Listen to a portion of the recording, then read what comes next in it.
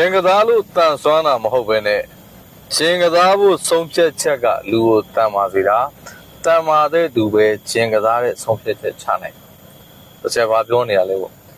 ကျွန်တော်အားလုံးသိကြတယ်ဂျင်ကန်းထဲမှာအလေးတွေမမယ်နာကျင်တယ်ပင်ပန်းတယ်ခက်ခဲတယ်အချိန်ကြီးကြာမှရလတ်ထွက်တယ်တန်ဆွမ်းလာတယ်ခဏကိုအချိုးစားလှလာဒါပေမဲ့အဲ့ဒီနာကျင်မှာကိုတိတိနဲ့ရွေးချယ်တဲ့စိတ်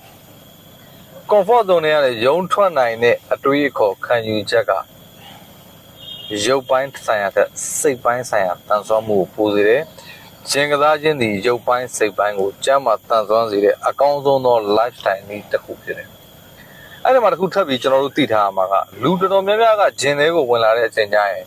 fight mood on ပြီးဝင်လာတယ်။ငါနိုင်ရင်သူရှုံးရမယ်။ငါနိုင်မှုတော့သူတို့တွေမရှိမှဖြစ်မယ်။ငါတို့ထက်တာမရမယ်လို့တွေ့တဲ့အဲ့ဒီ mentality တော့နည်းနည်းလေးလွဲတယ်လို့ဆိုချင်တယ်တကယ်တော့ဂျင်ကန်းဆိုတာဂျင်ကစားဖို့တဲ့သူတွေအားလုံးသိတယ်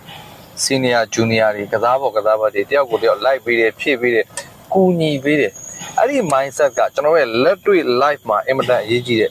go together grow together ဆိုတဲ့ mindset ကိုဖြစ်စေတာအဲ့တော့ကျွန်တော်တို့ဘယ်သူတွေနဲ့ပေါင်းနေလဲဘယ်လိုနေရာမှာကျွန်တော်တို့အချိန်တွေကိုဖြုံးနေလဲဘယ်သူတွေနဲ့အချိန်တွေပေးနေလဲအဲ့ဒီအရာကကျွန်တော်တို့ရဲ့ reality ကိုပုံပေါ်လာစေမှာဖြစ်တယ်အဲ့တော့ဂျင်ကစားခြင်းဒီရုပ်ပိုင်းစိတ်ပိုင်းကျမ်းမာကြန့်ခိုင်တန်ဆွမ်းစေုံသာမကဒီဘက်ကလည်းလူပီတာဆိုရက်တည်နိုင်ရေးကိုအထောက်ပြုတယ်လို့ဆိုချင်တယ်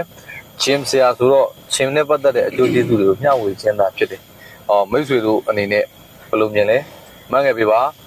ဂျင်ကန်းထဲမှာရောတယောက်ဘူးနေ blame နေတဲ့သူတွေတွေ့ကြောက်ခိုင်းမှုမသိဘူးလားမဖိုက်ပါနဲ့လှုပ်ပေးလိုက်ပါအစင်ပြေ yes လို့မှတ်ပေးပါကျေးဇူးတင်ပါတယ်ကျွန်တော်ကိုနိုင်ဦးပါ